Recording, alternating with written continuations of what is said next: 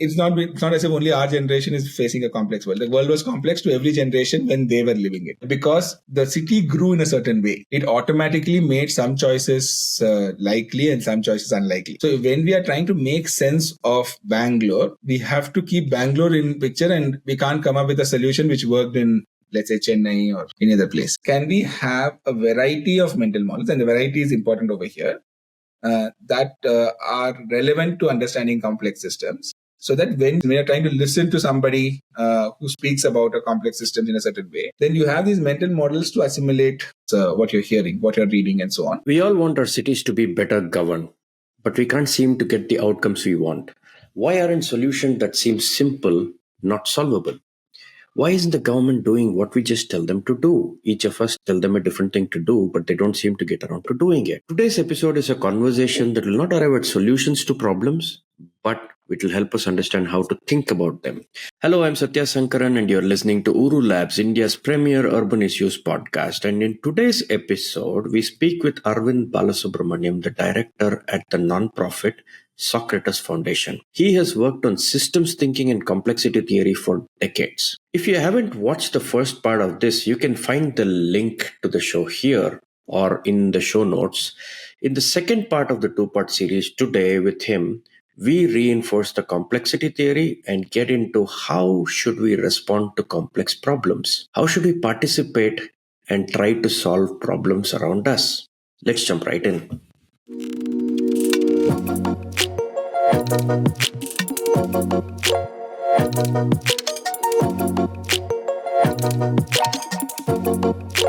So this is one approach that we take. The other one which we take, which we have used already in our conversation so far, is this idea of mental models, right? So complex, right? And it's not as if only our generation is facing a complex world. The world was complex to every generation when they were living it, right?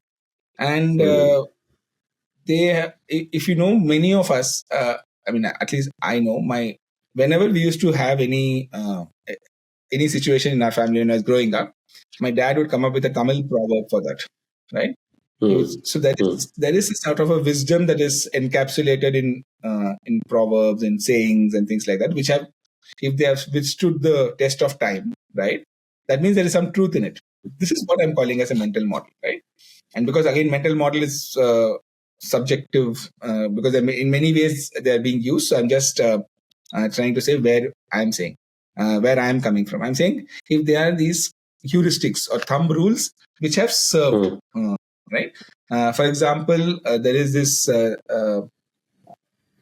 thumb rule of path dependence. It's a mental model, right? So path dependence is used and it's relevant in the context of let's say mobility in a city because the city grew in a certain way, right? It automatically made some choices likely and some choices unlikely, right? So when we are trying to make sense of Bangalore, we have to keep Bangalore in picture, and we can't come up with a solution which worked in, let's say, Chennai or any other place, right? So, and path dependence, the typical example that is given is why do we still have QWERTY keyboard, right? Why is there a certain arrangement of keys in our laptops? Because when typewriters came, then this kind of arrangement allowed them to, because it was at that time, so the way it was arranged was such that the more commonly used letters were kept away from the others and things like that. But because people got used to typing in a certain way, it has continued even till now. So there are better, more efficient the patterns of letters, but we still are stuck to the QWERTY keyboard, right? And of course, soon it may be irrelevant because we may only be speaking to our devices and not typing anything.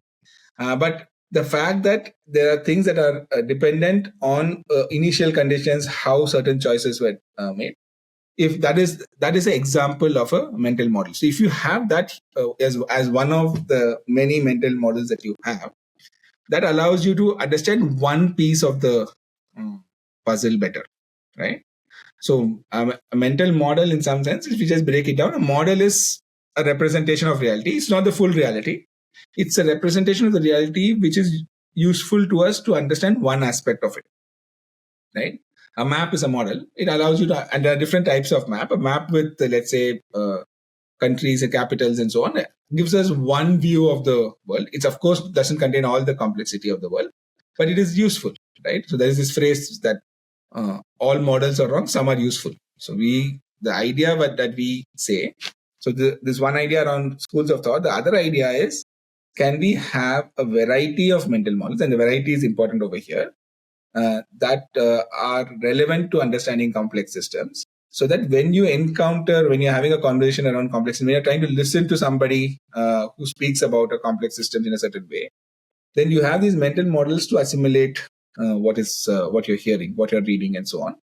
And it also helps you communicate. You can always confirm, is this what you're saying, right? So one idea, which again, mental model which we use a lot, is the idea of stock and flow, again relevant to traffic management, right? It's not just the number of vehicles that are sold on the in a particular year, it's also the stock which has been building, right? And if you only look at the growth in the number of sales, that may not be enough. We should also know what is the stock which is there. So many such smaller ideas which have, again, which stood the test of time and have we encounter in the form of proverbs and sayings, but there are also more well documented ways of putting around systems thinking. For example, one phrase that you hear a lot is feedback loops, right? So feedback loops is basically trying to map out what the cause and effect in a system, right? And if the cause and effect are related in a certain way, there are a bunch of factors which cause each other, and they are related in a certain way, that allows us to understand the dynamics of what is happening, right? So this is the other thing which we could do, right? Which is that we say, hey, look at traffic problem in Bangalore. See, what are the mental models? Maybe we go one step ahead and say, what are the models which describe the system better? What are the models which describe the context in which the system is there better, which includes the fact that Bangalore is the biggest city in Karnataka, that it has had a certain history, culture, and so on. And maybe there's a third set of models which describe how we think about the system. Because at the end of the day, as we discussed earlier, different people make different choices based on their perceptions. So if we can use models to make two things clear, make the world clear, make the world more transparent, why it's working in a certain way, why is the system behaving in a certain way, and make our own thinking clear, right? Which is where your idea of confirmation bias, risk aversion, those kind of concepts also we can bring into the table. So just to summarize, right? So we started by saying, how can we make sense of complex systems which have so many moving parts, keep on changing, and so on. One is, we said that, can we think of it as material complexity and moral complexity, right? Material complexity is more addressed to strategy, and moral complexity addressed to politics, right? That's where the politics comes into the picture, right? But then once we have that, can we also think about the different schools of thought? Where do they all come from? Talk to the people who come from the different schools of thought. Understand the basic knowledge around the domain, the data, the ideas, and so on. And lastly, we have this another sort of trick, which is to say, what are the mental models that can be applied over here to make sense of it. So hopefully all this are a set of things which allow us to have conversations which are more directed, but also in our head put it together in a way that we understand it, right? And of course, in this process, you talk to an urban planner or you talk to a transport planner more specifically. It really opens up your way of thinking, right? But maybe what you are bringing to the table is, you're not just talking to a transport planner, not just reading about what a transport planner says, but also what the politics of the state is. What is the state of what is the way people make decisions? You understand those aspects. How is the economy changing? All those ideas also you bring it, and that's what lends richness to your understanding or making sense of the. So while broadly we are all human beings living in agglomerations and urban agglomerations called cities, it seems to me that each city has its own way of thinking.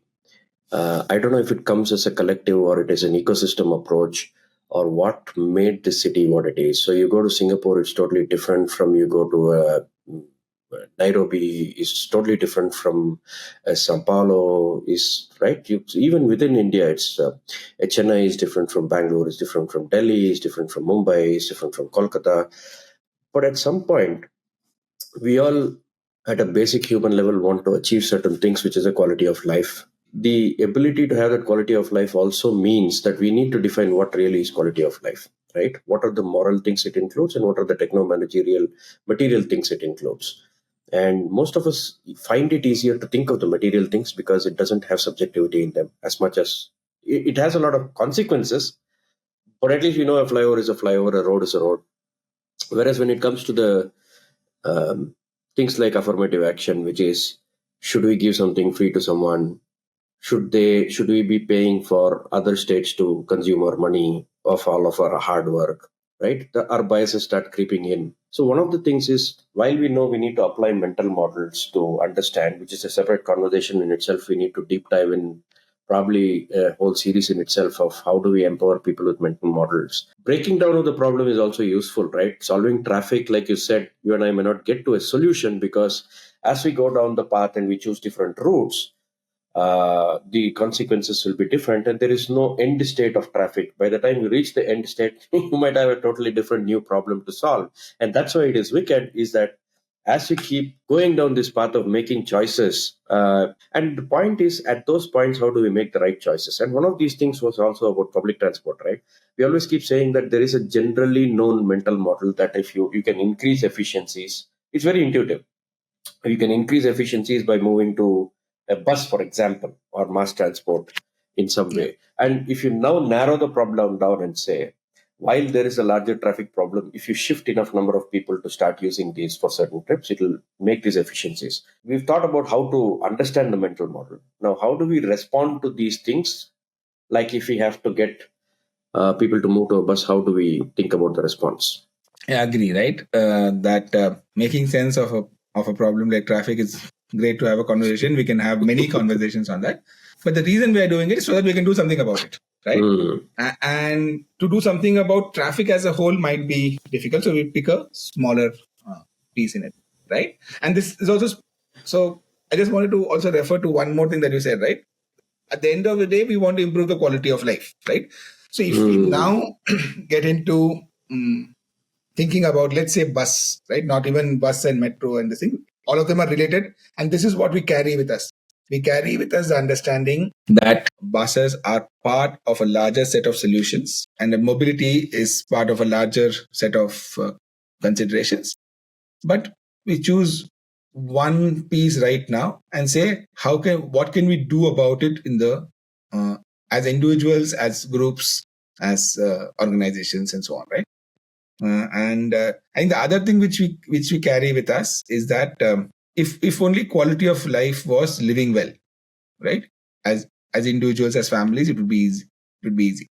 But in a city context, it is living well together with a lot of other people who have different ideas of what living well is, right? And that's where Mm. the fact that the if you come up with any solution, there are some winners and some losers, right? So yes, I'm all for win-win solutions, but it may happen that somebody may get immediate benefit from, let's say, a solution around bus, and others might get a more diffused benefit from it, or a longer term. In the long term, they may get some benefit from it, right? So the person who, for example, uses bus regularly to go for their work, if you increase the frequency of the bus, if you increase the let's say quality of the bus and so on, uh, their comfort, their convenience increases immediately. But if you also have buses which are, let's say, electric and are, for the time being, let's assume they are also powered by renewable sources, then the benefit for the entire city also increases over time, right? Mm. Mm. So we keep these considerations in mind, but maybe it's useful, and this is where somebody like you has actually done something. When you looked at a problem, you picked a piece of the problem and you jumped into it, right? And that's the other thing that we want to discuss. What do you do, right? Otherwise, it can be really frustrating if you think of the problem, the puzzle. It might provide some intellectual, gratification of having thought through it, but you really want, the reason you're doing all of this is so that you can take one piece of it and move the ball in some way, right? And that's how we should proceed, right? We pick not just traffic as a whole, but within that, as you're saying, bus as a mode of transport. And bus for us is many people going on the road from one point to another in the city, right? So we are just staying out of other forms of public transport. Maybe you can also say that these are also buses which are public buses, right? Because there's a lot of private buses also that run, right? And not to say that they are all not important factors, but the fact that once you start adding every layer of additional complexity, we will do it over time. So one is what I've learned from others, especially people like you, Ashwin, and so on, is there's no framework. You have to jump into it, right? So we have a starting point. We did some basic sensing of the system, but now we have to find what are the gaps in the system where we can be embedded, right? So, and many of these are as you study, are gaps in there is some sort of siloization in the system, and there is a breakdown of either communication, information, or something between two parts of the system. And if you can just solve that, that could be a one place where you can immediately add value and fill a gap, right? So, for example, and I'm just taking a case of, we are concerned citizens, residents of Bangalore. We have interest in Bangalore flourishing, right? So if we say, okay, if we start by asking the questions, why, what are all the different reasons why the buses are not being used more, right?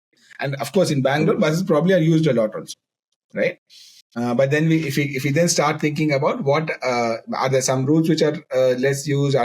Is there some places where either by just bridging the information gap can we increase adoption?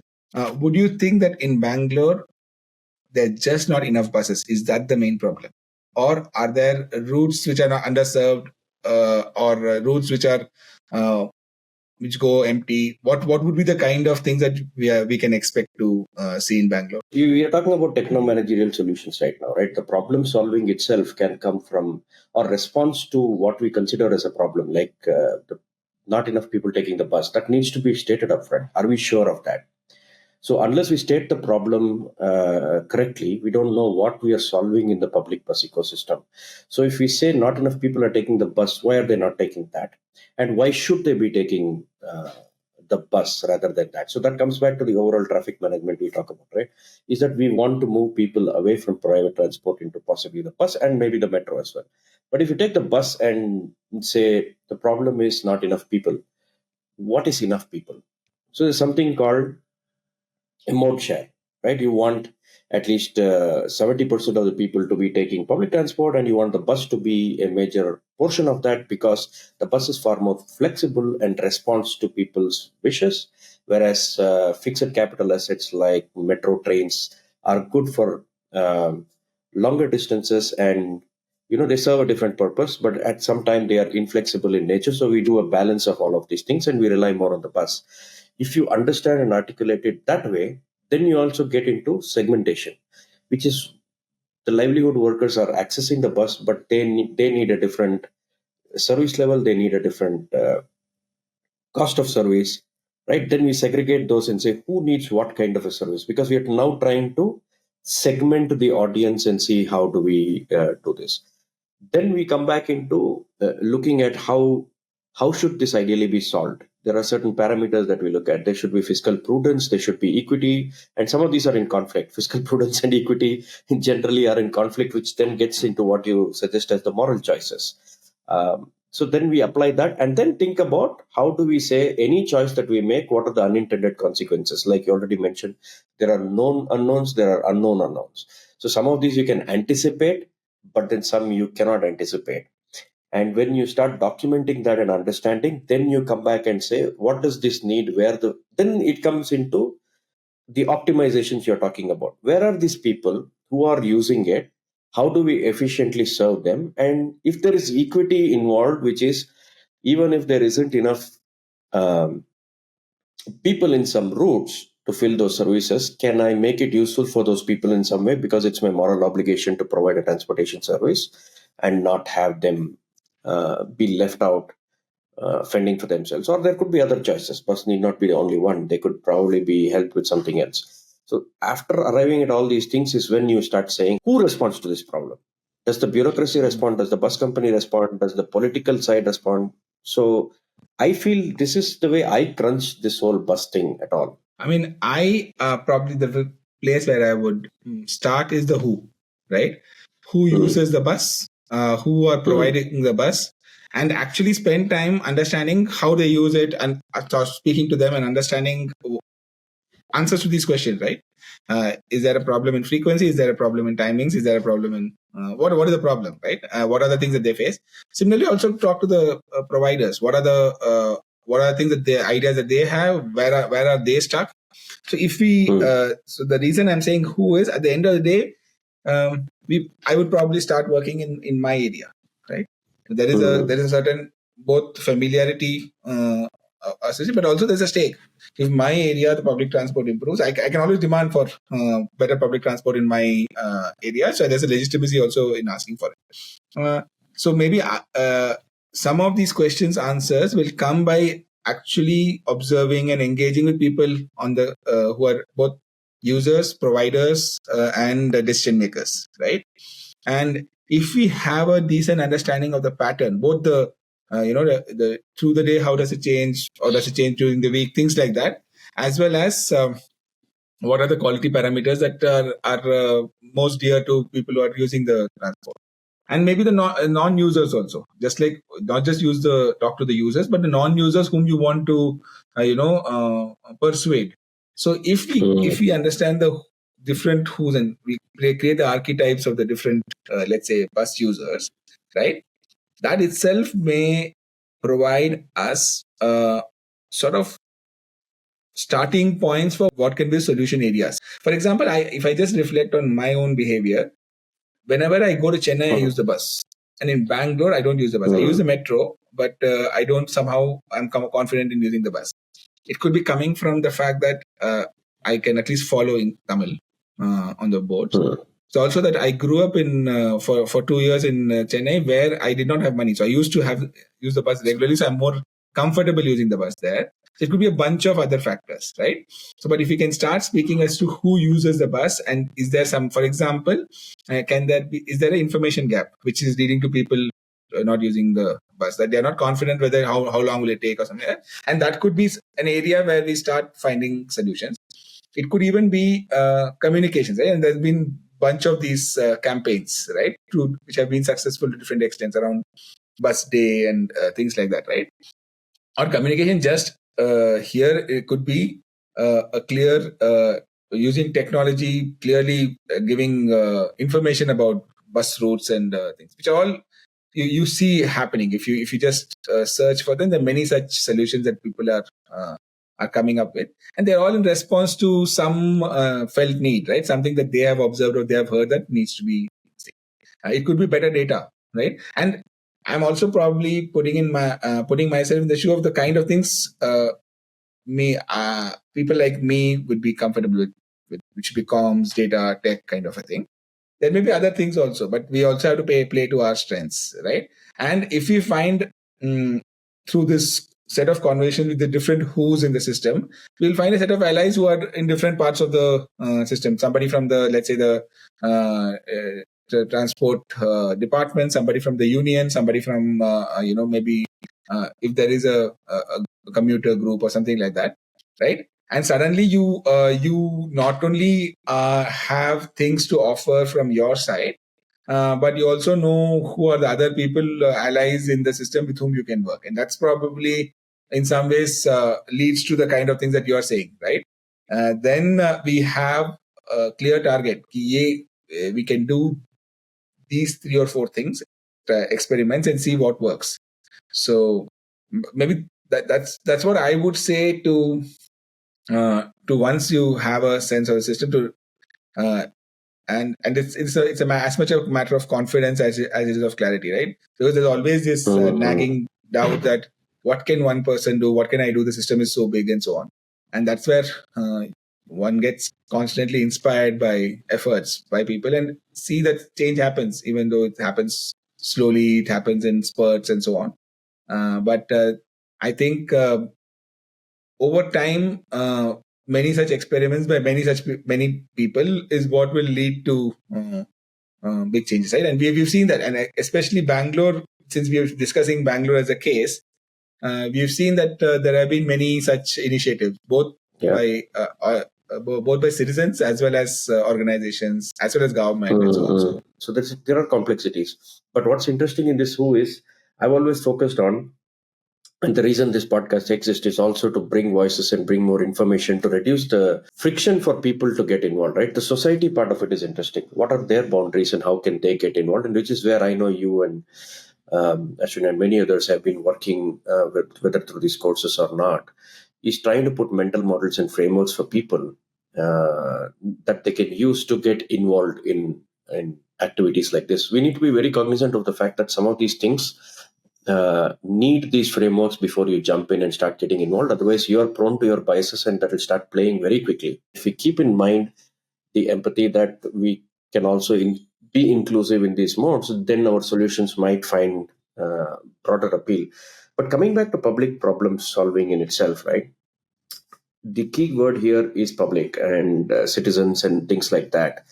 But in terms of mental models of how we should think about people getting involved, do you have any thoughts on that? I'll offer one which is quite formal, right? So, which is to say, there's the idea, if you just search on Google, right? It's called power mapping, right? So, for any issue that you have chosen, there are 2 dimensions. One is interest and another is influence. So, on the top right is high influence, high interest. And here, interest means a convergence of interest with what you are. And there's no, again, a absolute this thing of right and wrong over here. But if you're trying to, let's say, increase bus services in one part of the town, then who are the people who have interest in it? That could be the local commuters, that could be the local traders who want more people to come over there, things like that. But do they have influence in the system? And that could be some both the government officials as well as let's say some big company which is over there, right? And their management and so on. So mapping this allows you, and mapping this on a 2x2 matrix allows you to find out who are your powerful friends, right? The ones in the top right. It also allows you to say who are your friends who are friends but not very powerful. Can you increase their power, right? Can you, if you can support them in certain way that they can be more effective. And this could be citizen groups, it could be this, right? Citizen groups who want to do it, who are very much interested in increasing, let's say, bus coverage in their area, but they may need some support. And the support could be in the form of doing basic research, data analysis, providing it to them so that they can, be more effective in their advocacy and so on. Then there are, we'll also accept that there will be some powerful people who are happy with the status quo, right? They're running, the current system serves them well and they have influence in the system. And maybe it may be difficult to convert them, but we should be able to manage them also. We can't say that. And this is where you I think cross the line between techno-managerial, socio-political, all those kind of things, right? So, which is what I was one of the things which I wanted to respond to what you were saying is I think at least in this part of responding to the system, I don't think you can make all these boundaries because it all comes together, right? So maybe in some way it's like that movie, everything, everywhere, all at once, right? You have to be able to speak to everybody, and that's the way you will build your allies also. And I would actually contend the fact that we will only serve the solution that we can come up with will only serve people like us.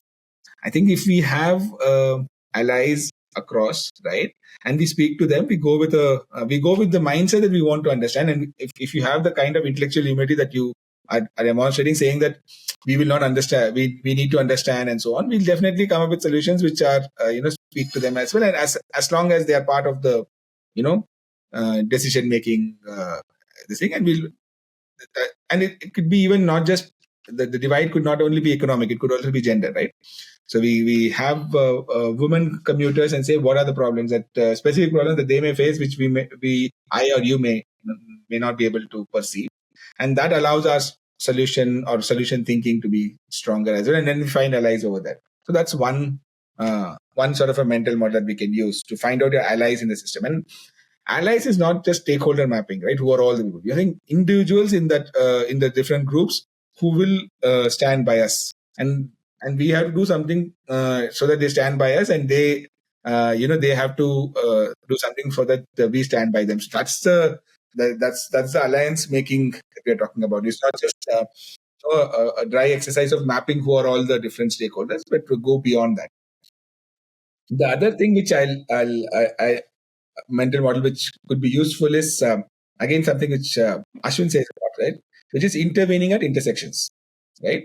You brought in this Mhm. idea of state, market, and society. So at the intersection of state and market, at the intersection of market and society, if if we intervene at that, many times that it's a boundary which gets which results in and needs some coordination, right? So many of your tech, comms, data interventions could be at those intersections. It could be at the intersection of supply and demand. So if we go about again systematically seeing what are the different silos and say what are the intersections, is there some gap over there, and can we do something about it, right? And Mhm. maybe that's another sort of a mental model or approach that we can do to systematically think about responding. But I do feel that. Uh, all these mental models or approaches, frameworks, they are useful in the initial stages when we are trying to learn. But if we practice enough, then over time it is intuitive, right? Because these are part of the way you think about a problem. So I don't know whether we spoke about it. We are saying that it's not just design thinking; it's designing thinking, right? So all these Mhm. mental models is basically designing the way we think. So if we keep on practicing it, and we practice it in different contexts. Now, maybe we are interested in traffic management, but we also apply it in waste management. We also apply it in, let's say, renewable energy or some other aspect of it. Or how do you sell more sustainable products? Things like that, right? It does two things. One is that it allows us to keep on practicing these mental models so that we become more intuitive users of it rather than, think of it in a very systematic fashion. And also you see the connections between the different sectors. I mean, this waste management in cities also linked to traffic or mobility. Things like that may also come into our attention if we keep on applying it. And I think that's the attempt, right? That's the attempt that every time we both have a conversation.